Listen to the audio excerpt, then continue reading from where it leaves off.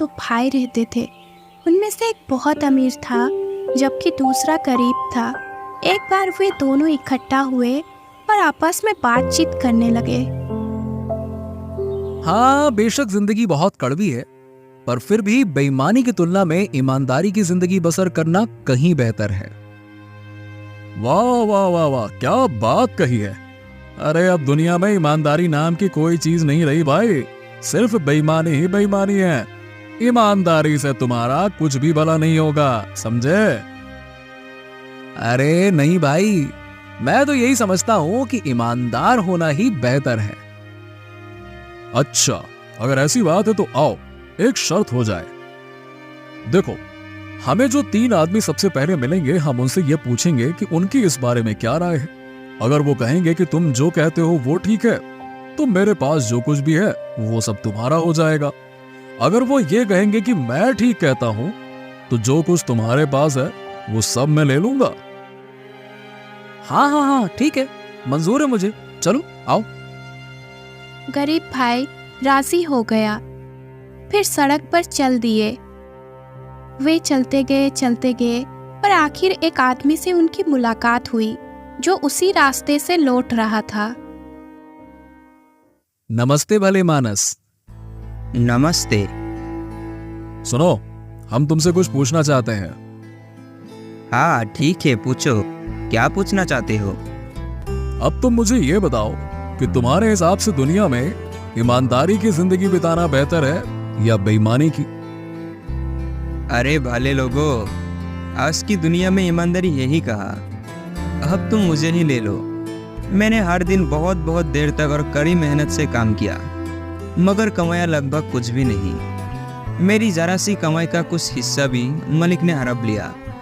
यह है ईमानदारी का नतीजा। ईमानदारी से बेईमानी कहीं गुना अच्छी है।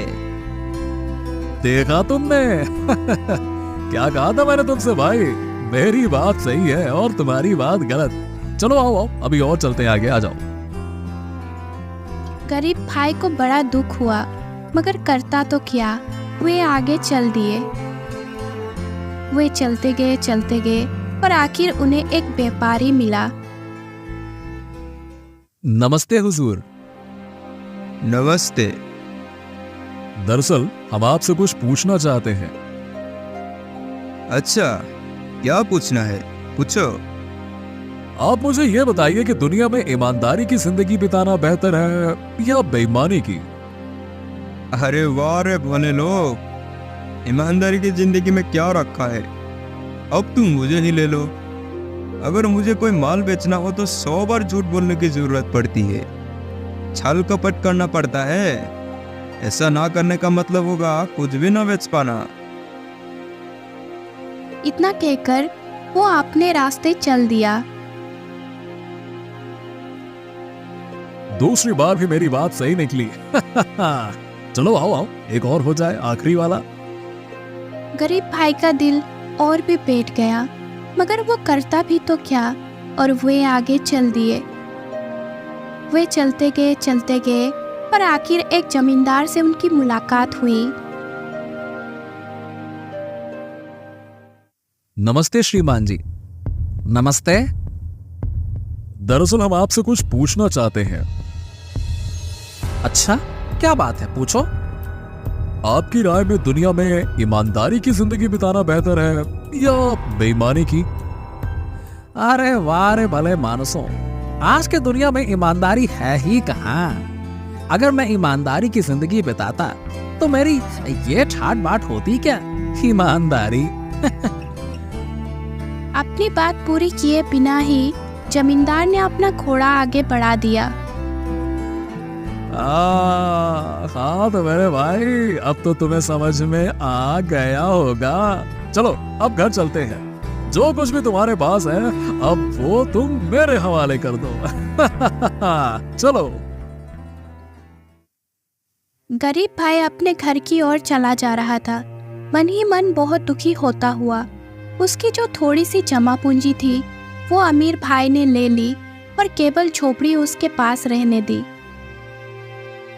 अच्छा ठीक है, तुम फिलहाल यहाँ रह सकते हो, अभी मुझे इसकी जरूरत नहीं है। मगर जल्द ही तुम्हें अपने रहने के लिए कोई दूसरी जगह तलाश करनी होगी, समझे?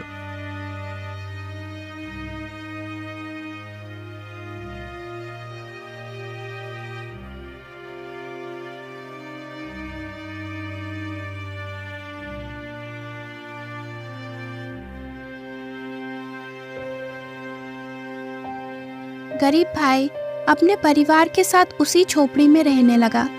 उनके पास खाने के लिए रोटी का एक टुकड़ा तक नहीं था। वो कहीं जाकर कुछ काम भी नहीं कर सकता था क्योंकि उस साल फसल ही नहीं हुई थी। गरीब भाई ने अपने आप को वश में किया, मगर बच्चे भूख से रोने चिल्लाने लगे। तब गरीब भाई ने एक बोरी ली और आटा मांगने के लिए अपने भाई के पास गया। भाई, दया करके मुझे कुछ आटा या अनाज दे दो। घर में खाने के लिए कुछ भी नहीं है और बच्चों का भूख के मारे बुरा हाल है। देखो, मैं तुम्हें आटा तो दे सकता हूं, पर इसके लिए तुम्हें अपनी एक आंख निकलवानी होगी। गरीब भाई ने कुछ देर सोच विचार किया, मगर इसके सिवा चारा ही क्या था। ठीक है, मुझे मंजूर है, निकाल लो मेरी आंख। भगवान तुम्हारा भला करे। भगवान के लिए मुझे कुछ आटा अवश्य दे दो। अब अमीर भाई ने गरीब भाई की एक आंख निकाल ली और उसे सड़ा हुआ कुछ आटा दे दिया। गरीब भाई आटा लेकर घर लौटा। उसकी पत्नी के जैसे ही अपने पति पर नजर पड़ी, वैसे ही वो कलेजा थाम कर रह गई। ये तुम्हें क्या हुआ है? तुम्हारी एक आंख कहाँ गई? भाई ने निकाल ली। गरीब भाई ने अपनी पत्नी को सारा किस्सा कह सुनाया। फिर रोए धोए चीखे चिल्लाए, मगर फिर उसी आटे से पेट की आग बुझाने लगे।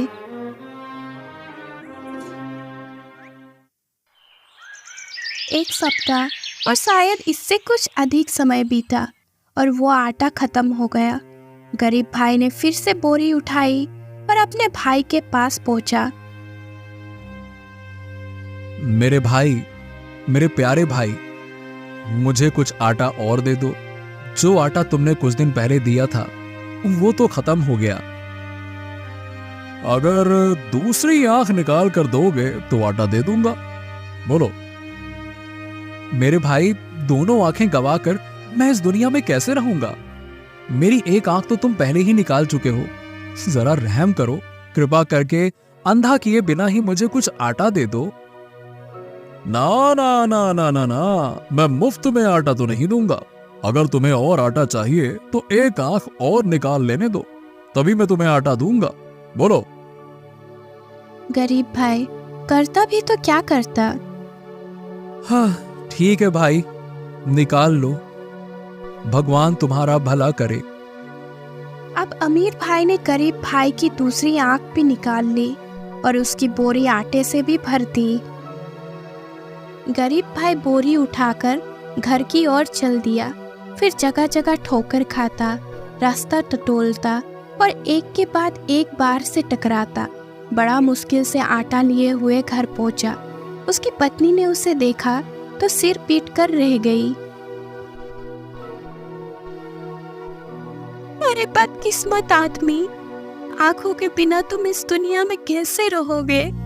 शायद हमें किसी और जगह से कुछ आटा मिल जाता। मगर अब बेचारी पत्नी ऐसे जोर जोर से रोई कि उसके मुंह से एक शब्द भी ना फूट सका। रो मत पत्नी, दुनिया में मैं अकेला ही अंधा नहीं हूं। मुझ जैसे और भी लोग हैं, वो भी आंखों के बिना काम चला लेते हैं ना, तो हम भी चला लेंगे।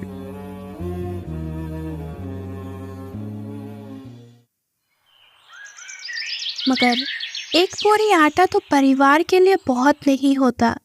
वो जल्दी खत्म हो गया। मैं अब अपने भाई के पास नहीं जाऊंगा।